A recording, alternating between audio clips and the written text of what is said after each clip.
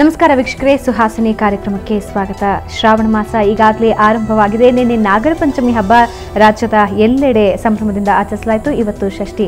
ಈ ಶ್ರಾವಣ ಮಾಸದ ಪ್ರತಿಯೊಂದು ದಿನ ಒಂದೊಂದು ವಿಶೇಷತೆ ಇರುತ್ತೆ. ಹಾಗಾದ್ರೆ ಶ್ರಾವಣ ಮಾಸದಲ್ಲಿ ಯಾವೆಲ್ಲ ವಿಶೇಷತೆ ಇರುತ್ತೆ, ಯಾವೆಲ್ಲ ವ್ರತಗಳನ್ನ ಆಚರಣೆ ಮಾಡಬಹುದು, ಇದೇ ವಿಷಯವನ್ನ ಇವತ್ತು ಸುಹಾಸಿನಿಯಲ್ಲಿ ಚರ್ಚೆ ಮಾಡೋಣ. Once again welcome to the show. ನಾನು ಭಾವನಾ.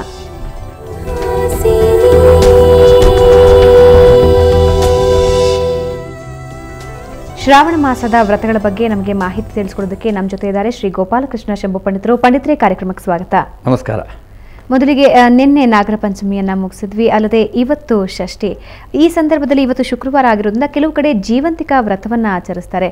ಇದರ ವಿಶೇಷತೆ ಏನು ಪಂಡಿತರೇ? ಖಂಡಿತವಾಗಿಯೂ ತಿಳ್ಕೊಳ್ಬೇಕಾದಂಥ ವ್ರತ ಜೀವಂತಿಕಾ ವ್ರತ. ಅಂದರೆ ಹೆಣವಾಗಿದ್ದರೂ ಸಹ ಆ ವ್ರತದ ಮಹಿಮೆಯಿಂದ ಜೀವವನ್ನು ತುಂಬಿಕೊಂಡು ಬಂದಂಥ ವ್ರತ. ಅದು ಬಹಳ ಮುಖ್ಯವಾದ ವ್ರತ. ಶ್ರಾವಣ ಮಾಸ ಅನ್ನೋದೇ ವ್ರತಗಳಿಗಾಗಿ ಮೀಸಲಾಗಿರುವಂಥದ್ದು. ಶ್ರಾವಣ ಮಾಸದಲ್ಲಿ ಧಾರಣ, ಪ್ರೇರಣ ಹೀಗೆ ಮಾಡಬೇಕಾದ್ದು. ನಾವು ಕೆಲವು ವ್ರತಗಳ ಧಾರಣೆ, ಆ ವ್ರತದ ಆಚರಣೆಗಾಗಿ ಉಪವಾಸ ವ್ರತವನ್ನು ಮಾಡೋದು, ಅದು ಧಾರಣೆ ಅಂತ ಹೇಳ್ತೇವೆ. ಹಾಗಾಗಿ ಧಾರಣೆ, ಪಾರಣೆ ಅಂತಂದ್ರೆ ಉಪವಾಸ ಮಾಡೋದು, ಪ್ರೇರಣೆ, ಹಾಗೆ ಶ್ರವಣದಿಂದ ಶ್ರಾವಣ ಅಂತ ಆಯಿತು. ಕೇಳುವುದರಿಂದ ಈ ವ್ರತಗಳನ್ನೆಲ್ಲ ಕೇಳಿ ಬಂದದ್ದು. ಆದ್ದರಿಂದ ಅದನ್ನು ಮೊದಲಿಗೆ ನಾವು ಶ್ರವಣ ಮಾಡಾಯಿತು. ಈಗ ನಾವು ವೀಕ್ಷಕರಿಗೆ ಅದನ್ನು ಕೇಳಿಸ್ತಾ ಇದ್ದೇವೆ. ಮುಂದೆ ಅವರು ಆಚರಣೆ, ಶ್ರವಣದ ಮೂಲಕವಾಗಿ ಆಚರಣೆಗೆ ಬರಬೇಕು. ಅದಕ್ಕಾಗಿ ಒಳ್ಳೆಯ ಕೆಲಸ ಸುಹಾಸಿನಿ ಕಾರ್ಯಕ್ರಮದಲ್ಲಿ ಪ್ರತಿಯೊಬ್ಬ ಮಹಿಳೆಯರು ತಮ್ಮ ಜೀವನದಲ್ಲಿ ಸಮಸ್ಯೆ, ಸಂಕಷ್ಟಗಳು ಪ್ರತಿದಿನವೂ ಸಹ, ಕ್ಷಣವೂ ಸಹ ಅನುಭವಿಸ್ತಾ ಇದ್ದಾರೆ. ಇದು ಕಲಿಯ ಮಹಿಮೆ. ಕಲಿಯುಗದಲ್ಲಿ ಇಂತಹ ಒಂದು ದೊಡ್ಡ ಸಮಸ್ಯೆ ಪರಿಹಾರ ಆಗಬೇಕು ಅಂತಾದರೆ ಮಾಧ್ಯಮದವರು ಕೈ ಎತ್ತುಕೊಂಡು ಮನೆ ಮನೆಯಲ್ಲಿ ಪ್ರತಿಯೊಬ್ಬರ ಮನದಲ್ಲಿ ದೈವೀ ಭಕ್ತಿಯನ್ನು, ಪ್ರೇರಣೆಯನ್ನು ಮಾಡುವಾಗ ಮಾಡಿದ್ರೆ ಖಂಡಿತವಾಗೂ ಆಗುತ್ತೆ. ಇದಕ್ಕೊಂದು ಸಣ್ಣ ಕಥೆ ಈಗ ಹೇಳೋಣ. ಸಾಮಾನ್ಯವಾಗಿ ಜೀವಂತಿಕಾ ವ್ರತ, ಅದರ ಬಗ್ಗೆ ಕೇಳಿದರೆ ಶ್ರಾವಣ ಶುಕ್ರವಾರ ಮಾಡುವಂಥ ವ್ರತಕ್ಕೆ ಜೀವಂತಿಕಾ ವ್ರತ ಅಂತ ಹೇಳಿದ್ದಾರೆ. ಈ ಜೀವಂತಿಕಾ ವ್ರತ ಹಿಂದೆ ಪಾಂಡ್ಯ ದೇಶ ಅಂತ ಒಂದು ದೇಶ ಇತ್ತು. ಆ ಪಾಂಡ್ಯ ದೇಶದಲ್ಲಿ ಇವತ್ತು ಅದಕ್ಕೆ ನಾವು ಇವತ್ತು ಬೇರೆ ಯಾವುದೋ ಒಂದು ಹೆಸರನ್ನು ಕರಿತೇವೆ, ಆದರೆ ಆ ಪಾಂಡ್ಯ ದೇಶ ಅಂತ ಹೇಳ್ತಿದ್ರು. ಆ ಪಾಂಡ್ಯ ದೇಶದಲ್ಲಿ ಸುಶೀಲ ಅನ್ನುವಂಥ ರಾಜ ಇದ್ದ. ಆ ಸುಶೀಲ ಅನ್ನುವಂಥ ರಾಜನಿಗೆ ಸುಕೇಶಿ ಅನ್ನುವಂಥ ಪತ್ನಿ ಇದ್ದರು. ಅವರಿಗೆ ಬಹಳ ವರ್ಷ ಸಂತಾನವಾಗಲೇ ಇಲ್ಲ. ಆ ಸಂತಾನವಾಗದೇ ಇದ್ದಂಥ ಸಮಯದಲ್ಲಿ ಕಂಡು ಕೇಳಿದವರೆಲ್ಲ ರಾಜಪತ್ನಿಗೆ ಇನ್ನೂ ಮಕ್ಕಳಾಗಿಲ್ಲ ಅಂತ ಹೇಳಿದ್ರು. ಆಗ ಆ ಒಂದು ಲೋಕದಲ್ಲಿ ಹೊರಗಡೆ ಹೋಗಲಿಕ್ಕಾಗದೆ ನಾಚಿಕೆಯಿಂದಿದ್ದಂಥ ಅವಳು ಪ್ರತಿದಿನವೂ ಒಂದೊಂದು ಬಟ್ಟೆಯನ್ನು ತನ್ನ ಹೊಟ್ಟೆಗೆ ಸುತ್ತಕೊಳ್ತಿದ್ಲಂತೆ.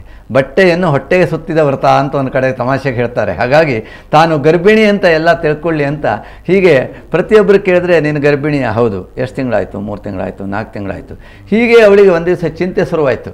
ಹಾಗೆ ನಾನು ಗರ್ಭಿಣಿ ಅಂತ ಹೇಳ್ಕೊಂಡ್ಬಿಟ್ಟಿದ್ದೇನೆ, 9 ತಿಂಗಳಾದಮೇಲೆ ಮುಂದೇನು ಗತಿ ಅನ್ನುವಂಥ ಚಿಂತೆ ಬಂದಾಗ ಆ ಗತಿ ಒಬ್ಬೊಬ್ಬರು ಸಖಿಯರು ಇರ್ತಾರಲ್ಲ, ಹಾಗಾಗಿ ಸ್ತ್ರೀಯರಿಗೆ ಹತ್ತಿರಕ್ಕೆ ಇನ್ನೊಬ್ಬರು ಯಾರು ಇರ್ತಾರೆ, ಅವರ ಆಪ್ತ ವಲಯ ಸಖಿಯರು.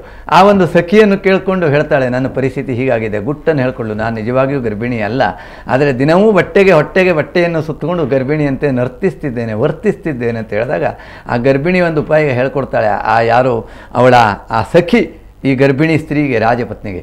ಆಗ ನೋಡು, ನಿಮ್ಮ ಪುರೋಹಿತರ ಸೊಸೆ ಗರ್ಭಿಣಿ, ಅವಳು ಈ 4 ತಿಂಗಳದಿದ್ದಾಳೆ, ಅವ್ರ ಮನೆಗೂ ನಾನು ಹೋಗ್ತೇನೆ, ನಿಮ್ಮ ಮನೆಗೂ ಬರ್ತೇನೆ, ದೈನಂದಿನದ ಅವಳ ನಿಜವಾದ ವಿಚಾರ ತಿಳ್ಕೊಂಬಂದು ನೀನು ಹೇಳ್ತೇನೆ.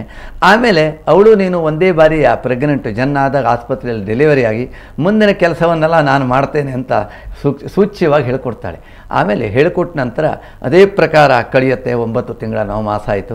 ಆಗ ಆತ ತನ್ನ ಸಖಿಯನ್ನು, ಈ ರಾಜಪತ್ನಿ ಅಂದರೆ ಸಾಮಾನ್ಯವಾಗಿ ಈ ಸುಶೀಲನ ಪತ್ನಿ ಸುಕೇಶಿ, ಭಾಳ ಹತ್ತಿರಕ್ಕೆ ತಗೊಂಡು ಅವಳಿಗೆ ಬೇಕಾದಷ್ಟು ದುಡ್ಡು, ವಸ್ತು, ಒಡವೆಲ್ಲ ಕೊಡ್ತಾಳೆ. ಯಾಕಂದರೆ ಅವಳು ಡೆಲಿವರಿ ಆದ ಕೂಡಲೇ ತನಗೆ ಬಂದು ತಂದು ಕೊಡಬೇಕು. ಆಗ ಇನ್ನೂ ಹೆಚ್ಚು ಮೈತ್ರೀಕರಣ ಮಾಡಿಕೊಡ್ತಾಳೆ. ಆ ಪುರೋಹಿತನ ಸೊಸೆ ಜೊಟ್ಟಿಗೆ ಈ ಒಂದು ಮಧ್ಯದ ದೂತೆ ಹೋಗಿ ಅವಳನ್ನು ತುಂಬ ಹಚ್ಕೊಂಡು ಅವಳಿಗೂ ವಸ್ತ್ರ, ಆಭರಣ, ನೀನು ಗರ್ಭಿಣಿ, ನಿನಗೆ ಸೀಮಂತ ಮಾಡಬೇಕು, ಅದು ಮಾಡಬೇಕು, ಇದು ಮಾಡಬೇಕು ಅಂತ ತುಂಬ ಪೂಜೆ ಮಾಡಿ ಅವಳನ್ನು ಒಲಿಸ್ಕೊಡ್ತಾಳೆ. ನೀನು ಡೆಲಿವರಿ ಆಗುವಾಗ ನಿನ್ನ ಹತ್ರಕ್ಕೆ ನಾನೇ ಇರ್ತೇನೆ, ನೀನು ಬೇರೆ ಯಾರೂ ಇಟ್ಕೊಳ್ಬೇಡ, ತುಂಬ ಕಷ್ಟ ಅಂತ ಒಳ್ಳೆ ಬುದ್ಧಿ ಹೇಳ್ತಾಳೆ. ಬುದ್ಧಿ ಹೇಳಿ ಆಸ್ಪತ್ರೆಯಲ್ಲಿ ಇಬ್ಬರು ಅಡ್ಮಿಟ್ ಆಗ್ತಾರೆ. ಇವಳು ಈ ಕೇವಲ ಗರ್ಭಿಣಿ ಅಲ್ಲ, ಇವಳು ವಸ್ತ್ರವನ್ನು ಸುತ್ತಿಕೊಂಡು ಗರ್ಭಿಣಿ ಆದವಳು. ಅವಳು ನೈಜ ಗರ್ಭಿಣಿ. ಆಮೇಲೆ ಪ್ರಸವ ಕಾಲ 2 ಜನರಿಗೆ ಒಂದೇ ಕಾಲದಲ್ಲಿ ಆಗುತ್ತೆ ಅಂತ ಡಾಕ್ಟ್ರ್ನಲ್ಲಿ ಹೇಳ್ತಾರೆ. ಆಮೇಲೆ ಆ ಕಡೆಗೆ ಅವಳು ಪ್ರಸವ ಆಗ್ತಾಳೆ. ಆದ ಕೂಡಲೇ ಅವಳು ಕಣ್ಣಿಗೆ ಬಟ್ಟೆಯನ್ನೆಲ್ಲ ಕಟ್ಟಿ ಆ ಶಿಶುವನ್ನು ಬಂದು ಇವಳು ಬುಡಕ್ಕೆ ಮನಿಸ್ಬಿಡ್ತಾಳೆ. ಹಾಗೆ ಇವರ ಹೊಟ್ಟೆಗೆ ಸುತ್ತದಂಥ ಬಟ್ಟೆಯನ್ನೆಲ್ಲ ಬೆಚ್ಚಿ ಅದರೊಳಗೆ ಮಾಂಸದ ಮುದ್ದೆಯನ್ನು ಕಟ್ಟಿ ತಳ್ಕೊಂಡೋಗೋ ಸಮೀಪದಲ್ಲಿ ಇರ್ತಾಳೆ. ಇದು ಮಧ್ಯದಲ್ಲಿರುವಂಥ ದೂತಿ ಮಾಡಿದಂಥ ಕೆಲಸ. ಆ ನಂತರ ಅವಳು ಸ್ವಲ್ಪ ಹೊತ್ತಿನ ಮೇಲೆ ಪ್ರೆಗ್ನೆಂಟ್ ಎಚ್ಚರ ಆದಮೇಲೆ ಆ ಬಾಳಂತಿಗೆ ಹೇಳ್ತಾಳೆ, ಏನೋ ಯಾವುದೋ ಜನ್ಮದ ಪಾಪ, ನೀನು ಮಾಂಸದ ಮುದ್ದೆಯನ್ನು ಹೆತ್ತುಬಿಟ್ಟಿದ್ದೆ, ನಿನಗೆ ಮಕ್ಕಳಾಗಿಲ್ಲ ಅಂತ. ಆದರೆ ಅವಳು ಕೇಳೋದಿಲ್ಲ, ಪರಿಪರಿಯಲ್ಲಿ ಹೇಳ್ತಾಳೆ, ನನಗೆ ಹುಟ್ಟಿದಾಗ ಮಗುವಿನ ಕೈ ಮುಟ್ದಂಗಾಗಿತ್ತು, ತಲೆ ಮುಟ್ದಾಗಿತ್ತು, ಮುಸುಕು ಶೆಸರು ಒಂದಂತ ಕಾಲು ಮುಟ್ದಂಗಾಗಿತ್ತು, ನೀನು ಸುಳ್ಳು ಹೇಳ್ತೀಯ. ಇಲ್ಲ, ನಾನು ಇಷ್ಟೊಂದು ನಿನಗೆ ವಿಶ್ವಾಸಕನಾಗಿ ಸುಳ್ಳು ಹೇಳ್ತೀನೋ, ಏನೋ ದೇವರು ನಿನ್ನನ್ನು ಕಾಪಾಡಿದ್ದಾನೆ, ನಿನ್ನ ಜೀವ ಇಂಥ ಒಂದು ಮಾಂಸದ ಮುದ್ದೆ ಹೊರಗೆ ಬಂದರೂ ನೀ ಜೀವಂತವಾಗಿದ್ದೀಯೆ, ಇದೇ ಬಹಳ ವಿಶೇಷ ಅಂತ ಅವಳು ಸಹ ಸರಿಯಾಗಿ ಬುದ್ಧಿ ಹೇಳಿ ಅವಳನ್ನು ಮನೆಗೆ ಕಳಿಸ್ತಾಳೆ. ಈ ರಾಜ್ಞ ಮನೆಗೆ ಏನಿದೆ ಆ ಪುರೋಹಿತನ ಮಗಳನ್ನು ತಂದು ನಾಮಕರಣ ಮಾಡ್ತಾರೆ. ಹಾಗೆ ಮುಂದೆ ಬೆಳೀತಾ ಹೋಗುತ್ತೆ. ಆದರೆ ಅವಳಿಗೆ ಅದು ಒಪ್ಪೋದಿಲ್ಲ. ಆಗ ಅವಳು ಮನಸ್ಸಲ್ಲಿ ಹೇಳ್ತಾ ಇರ್ತಾಳೆ, ನನ್ನ ಮಗ ಕಳೆದೋಗಿದ್ದಾನೆ, ಎಂದಾರೂ ಒಂದು ದಿವಸ ನನ್ನ ಮಗ ಸಿಗ್ತಾನೆ ಅನ್ನುವಂಥ ನಿಶ್ಚಲತೆಯಿಂದ ಅವಳು ಜೀವಂತಿಕಾ ವ್ರತವನ್ನು ಮಾಡ್ತಾಳೆ. ಆ ಮಾಂಸದ ಮುದ್ದೆಯನ್ನು ಇಟ್ಟುಕೊಂಡು 5 ಹಿಟ್ಟಿನ ಗೊಂಬೆಯನ್ನು ಮಾಡಿ ಅದರ ಪೂಜೆ ಮಾಡ್ಕೊಂಡು ಹೇಳ್ತಾಳೆ, ನಾನು ನಿಜವಾಗಿಯೂ ಸತ್ಯವಾಗಿಯೂ ನಾನು ಶುಕ್ರವಾರ ವ್ರತ ಶ್ರಾವಣ ಮಾಡದಿದ್ದರೆ ನನ್ನ ಮಗ ಜೀವಂತವಾಗಿ ಬರಬೇಕು ಅಂತ ಜೀವಂತಿಕಾ ವ್ರತ. ಈ ಕಡೆಗೆ ನಾಮಕರಣವಾಗಿ ಮಗು ಬೆಳೀತಾ ಇದ್ದಾನೆ. ಸ್ವಲ್ಪ ದಿವಸದಲ್ಲಿಯೇ ಆ ಒಂದು ಜೀವಂತಿಕಾ ಅನ್ನುವಂತಹ ರಾಜನು ವಿಧಿವಶನಾಗ್ಬಿಡ್ತಾನೆ, ತೀರೋಗ್ಬಿಡ್ತಾನೆ. ಆಮೇಲೆ ಮುಂದೆ ಒಂದು ಸ್ವಲ್ಪ ದಿವಸದಲ್ಲಿ ಯಾತ್ರೆಗಾಗಿ ಹೊರಟಂತಹ ಆ ಜೀವಂತಿಕಾ ಮಗ, ಅಂದರೆ ಅವಳ ಮಗನಲ್ಲ, ಆದರೆ ಆ ಮಗನು ಇವಳದ್ದೇ ಮಗನಾಗಿದ್ದ. ಅವನು ಯಾವುದೋ ರೀತಿಯಲ್ಲಿ ಮಾರ್ಗ ಪರ್ಯಟನೆಯನ್ನು ಮಾಡ್ಕೊಳ್ತಾ ಈ ಮನೆಗೆ ಬರ್ತಾನೆ. ಈ ಮನೆಗೆ ಬಂದಾಗ ಇವಳಿಗೆ ಮುಂದೆ ಮಕ್ಕಳು ಹುಟ್ಟುದಂಥ ಮಕ್ಕಳನ್ನು ಸೃಷ್ಟಿ ಅನ್ನುವಂಥ ಒಂದು ರಾಕ್ಷಸಿ ಬಂದು ಕೊಲ್ತಾ ಇದ್ಲು.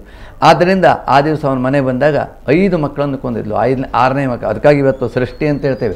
ಸೃಷ್ಟಿ ಅನ್ನುವಂಥದ್ದು ಇವತ್ತಿನ ಸೃಷ್ಟಿಗೆ ಬಹಳ ವಿಶೇಷ ಇದೆ. ಅಂದರೆ ಸಾಮಾನ್ಯವಾಗಿ ರಾಕ್ಷಸ ರೂಪದಲ್ಲಿ ಎಲ್ಲವನ್ನು ಕೊಂದದ್ದು, ಇನ್ನು ನಾಗರ ರೂಪದಲ್ಲಿ ಶಿಶುವನ್ನು ಹರಣ ಮಾಡುವಂಥದ್ದು. ಇಂಥ ಕಥೆಗಳು ಸನತ್ ಕುಮಾರ್ ಹೇಳಿದಂಥ ಕಥೆ ಬಹಳ ದೊಡ್ಡದಿದೆ. ಒಟ್ಟಿನಲ್ಲಿ ಕಾಲಾವಕಾಶ ಕಡಿಮೆ ಇದೆ. ಒಟ್ಟಿನಲ್ಲಿ ಸೃಷ್ಟಿ ದಿವಸ ಮಕ್ಕಳೆಲ್ಲ ಹರಣ ಆಗುವಂಥ ದಿವಸ. ಆಗ ಆ ಒಂದು ರಾಜಕುಮಾರ, ಆ ಒಂದು ಪುರೋಹಿತರ ಮಗನು ಆ ರಾಜಕುಮಾರ ಸ್ವರೂಪನಾಗಿ ಅವ್ರ ಮನೆಗೆ ಬರ್ತಾನೆ. ಅವ್ರ ಮನೆಯಲ್ಲಿ ಆ ಸಾಯಿಸುವಂಥ ಷಷ್ಠಿಕಾ ಅನ್ನುವಂಥ ರಾಕ್ಷಸಿಯನ್ನು ಹರಣ ಮಾಡ್ತಾನೆ. ಮತ್ತು ಆ ಜೀವಂತಿಕಾ, ಅವನು ಜೀವಂತನಾಗಿ ಆ ಜೀವಂತಿಕಾ ವ್ರತ ಪ್ರಭಾವದಿಂದ ಇವತ್ತು ಶುಕ್ರವಾರ ದಿವಸ ತನ್ನ ತಾಯಿಯ ಮಡ್ಲನ್ನು ಸೇರ್ತಾನೆ. ಇಲ್ಲಿ ಒಂದು ಸ್ವಾರಸ್ಯ ಅಂದರೆ ಜೀವಂತಿಕಾ ಆ ಮಹಿಮೆಯಿಂದ ತನ್ನ ಕಳ್ಕೊಂಡ ಮಗನನ್ನು ಇವತ್ತು ಸೇರಿಸ್ಕೊಳ್ತಾಳೆ. ಆ ಒಂದು ಸಂತೋಷಕ್ಕೆ ಮಿತಿಯೇ ಇಲ್ಲ, ಅಂಥದ್ದು ಮಹಿಮೆ. ಆದ್ದರಿಂದ ಕಲಿಯುಗದಲ್ಲಿ ಜನರಿಗೆ ಅದರಲ್ಲಿ ನಂಬಿಕೆ, ಶ್ರದ್ಧೆ ಇಲ್ಲ. ಹಿಂದೆ ಆ ಭಕ್ತಿಯಿಂದ ಮಾಡ್ತಿದ್ದರು. ಇಂದೂ ಸಹ ಆ ಭಕ್ತಿ ಭಾವನೆ ನಿಮ್ಮಲ್ಲಿ ಹೆಚ್ಚಬೇಕು. ಭಕ್ತಿ ಶ್ರದ್ಧೆಯಿಂದ ಮಾಡಿದಾಗ ನಿಮಗೂ ಸಮಸ್ಯೆಗಳು ಬಂದದ್ದು ಪರಿಹಾರ ಆಗಬೇಕು. ತನ್ಮೂಲಕವಾಗಿ ನೀವು ಸಹ ಜೀವನದಲ್ಲಿ ಸುಖ ಸಂತೋಷವನ್ನು ಅನುಭವಿಸುವನಕ್ಕೂ ಅನ್ನೋದರ ಉದ್ದೇಶದಿಂದ ಈ ಸುವಾಸಿನಿ ಕಾರ್ಯಕ್ರಮದಲ್ಲಿ ಮಾಧ್ಯಮಗಳಲ್ಲಿ ನಿಮಗೆ ಹೊಸ ವಿಚಾರವನ್ನು, ಶ್ರಾವಣ ಮಾಸದಲ್ಲಿ 30 ದಿನಕ್ಕೆ 30 ವ್ರತಗಳ ವಿಧಾನಗಳಿದೆ.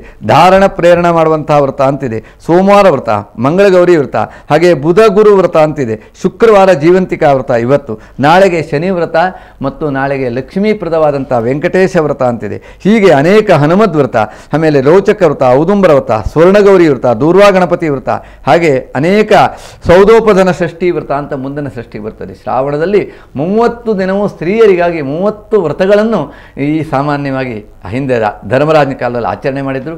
ಅದು ನಿತ್ಯವೂ ನೀವು ಅದನ್ನು ನಿತ್ಯ ನಿರಂತರ ಬೆಳೆಸಬೇಕು ಅನ್ನುವ ಉದ್ದೇಶದಿಂದ ನಿತ್ಯ ನಿರಂತರವಾದ ಸುವರ್ಣವಾಹಿನಿ ನಿಮ್ಮ ಮನೆಯ ಮುಂದೆ ಇಂತಹ ಹೊಸ ವಿಶೇಷವನ್ನು ತಿಳಿಸ್ತಾ ಇರ್ತದೆ. ತಪ್ಪದೇ ವೀಕ್ಷಿಸಿಕೊಂಡು ನೀವು ಆಚರಣೆ ಮಾಡಿ ನಿಮ್ಮ ಕಷ್ಟ ಕಾರ್ಪಣ್ಯಗಳನ್ನು ದೂರ ಮಾಡಿಕೊಳ್ಳಿ ಅನ್ನೋದೇ ನಮ್ಮ ಸಂದೇಶ. ಧನ್ಯವಾದ ಪಂಡಿತ್ರೆ. ವೀಕ್ಷಕರೇ, ಶ್ರಾವಣ ಮಾಸದ ವ್ರತಗಳ ಬಗ್ಗೆ ತಿಳ್ಕೊಂಡ್ವಿ. ಅದು ಯಾರೆಲ್ಲ ಆಚರಣೆ ಮಾಡಬೇಕು, ಹೇಗೆ ಆಚರಣೆ ಮಾಡಬೇಕು, ಈ ಬಗ್ಗೆ ಇನ್ನಷ್ಟು ಮಾಹಿತಿ ಇದೆ. ಅದಕ್ಕೂ ಮುಂಚೆ ಒಂದು ಚಿಕ್ಕ ವಿರಾಮ.